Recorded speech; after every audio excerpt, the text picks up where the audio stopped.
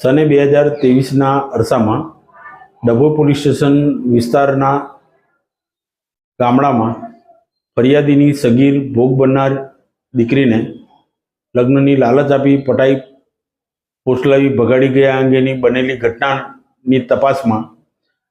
આરોપી ગોપાલભાઈ મનોજભાઈ રાવળ નાઓ મળી આવતા અને ભોગ બનનારની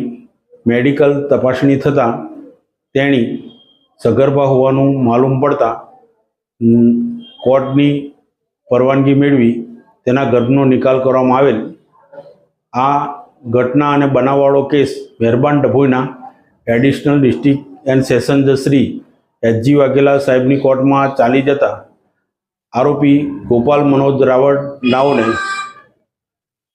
ભગાડી જવાના ગુના સંબંધે 3 વર્ષની કેદ તેમજ ₹3000 દંડ તેમજ ગોંધી રાખવા સંબંધે 5 વર્ષની કેદ તેમજ 5000 દંડ તેમજ સગીર બાળા ઉપર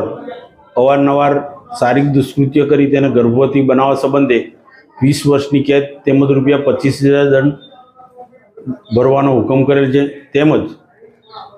નામદાર કોર્ટે ભોગ બનનાર નાઓને ₹4 લાખ વળતર પેટે ચૂકવવાનો જિલ્લા કાનૂની સેવા સત્તા મંડળ વડોદરાને હુકમ કરેલ છે।